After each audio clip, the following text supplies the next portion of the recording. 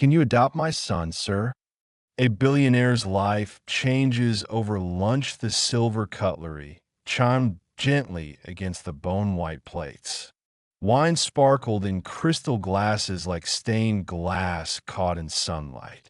It was just another Thursday lunch at Rue Montlaire, a high-end street lined with luxury boutiques and five-star outdoor cafes.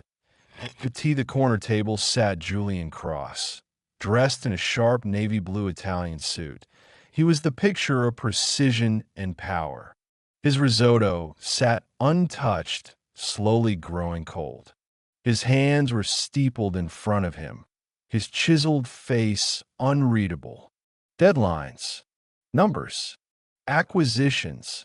His mind lived 1,000 miles from the table until she walked in. People noticed her immediately because she didn't belong to a pale, frail woman wrapped in a torn, dirt-smudged beige dress. Her matted hair clung to her weathered face.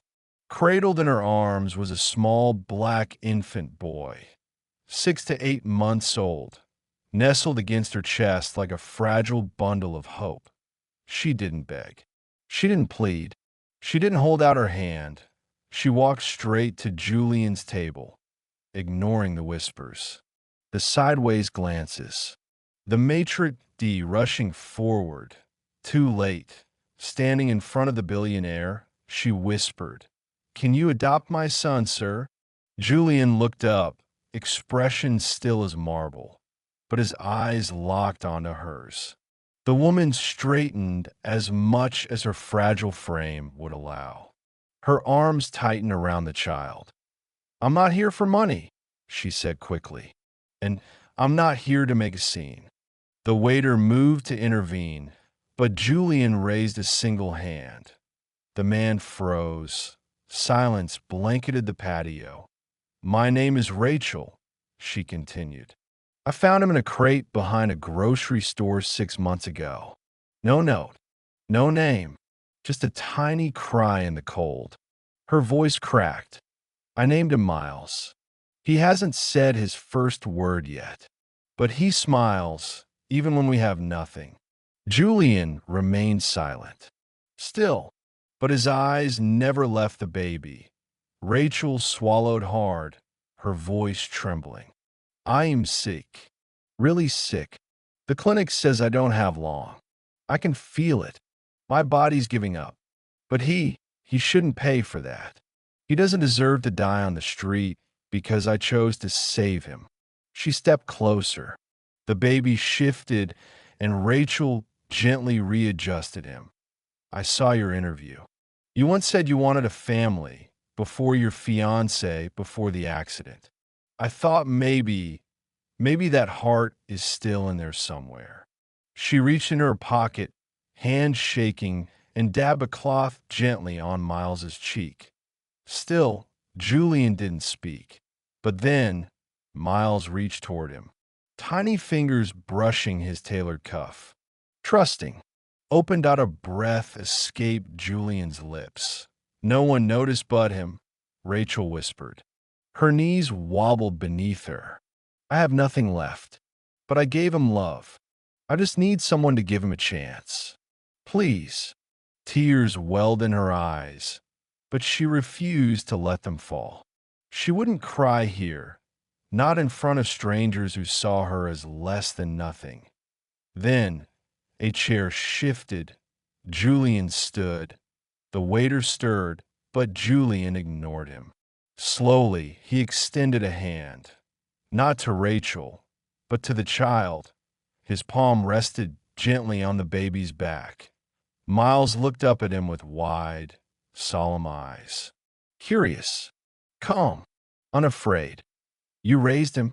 Julian asked, voice low, like a door creaking open after years of silence. Rachel nodded. "I fed him scraps, held him through cold nights, sang to him when I had no voice left.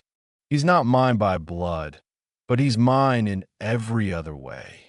Julian knelt slightly, face level with the baby. "He's beautiful," he whispered, that Rachel's breath hitched. He is. The world around them, the designer scarves, the clinking glasses, the stares, faded into nothing. Julian gently lifted Miles from Rachel's arms. The baby didn't resist. He curled into Julian's chest, like it was where he was always meant to be. Rachel turned away, her hands over her mouth, sobbing silently. Julian looked down at the child, heart heavy, not with burden, but with something he hadn't felt in years. He didn't return to his table, didn't check his watch, didn't take a call till he held the boy. Then he looked at Rachel. Rachel, he said softly. She turned, tear-streaked and trembling. I'm taking both of you with me. What? She gasped, backing up. No, I didn't ask for that. Just him. I'm nobody. Julian shook his head. You gave everything to a child that wasn't yours. That doesn't make you nobody. She opened her mouth, but the words never came. He trusts you, Julian said, glancing down at the baby. And he already trusts me. That's enough to start something real. Minutes later, his car arrived. Julian helped Rachel into the back seat, cradling Miles between them like a fragile treasure. She kept glancing out the window, expecting the illusion to shatter. But it never did. Julian's penthouse. Everything moved quickly.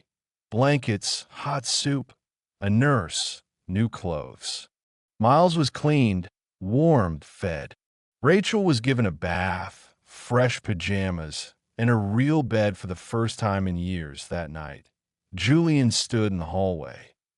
Through the crack of a door, he watched Rachel asleep on the floor beside the crib, her fingers curled through the bars, resting on Miles's belly. His heart broke open. In the weeks that followed, everything changed. Julian canceled meetings, donated to the clinic Rachel once visited. Specialists were called, not just for Rachel's illness, but for her long-term recovery. He didn't ask if she wanted to be saved. He decided she deserved the chance. One evening, he sat beside her, watching Miles giggle as he rolled across the rug. You really want to keep doing this? Rachel asked. Even if I don't make it? Julian nodded. I won't let him lose a second parent. Her eyes welled up. I didn't birth him, she whispered, but I loved him like he was mine. And now he is, Julian said. He's ours. She let out a shaky laugh. You're not the man I saw in those business magazines. He smiled. That man died 5 years ago. Maybe today, I'm finally being reborn. Rachel passed away quietly 3 months later. In her sleep, peaceful. Next to Miles's crib, a note. You saved him. But don't forget, he saved you too. Julian didn't cry at the funeral, that he cried later, alone, holding the boy against his chest once more. 1 year later, Rue Montlaire looked the same. Wine glasses clinking, heels tapping, laughter rising. But the same corner table, something was different. Julian now wore a simple polo, feeding spaghetti to a wriggling toddler in a green bib. Miles, that a woman walking by, smiled. He's adorable. Is he yours? Julian smiled back, eyes shining. Yes, he said proudly. He's my son. She walked on, never knowing she had just witnessed a man who once had everything finally gain the only thing he ever truly needed. Not a title, not wealth, but love, born from a stranger's whispered plea. Can you adopt my son, sir? If this story moved you, give it a thumbs up and subscribe for more powerful, emotional tales. Tell us in the comments, where in the world are you watching from? Until next time, stay kind, stay curious, and keep watching.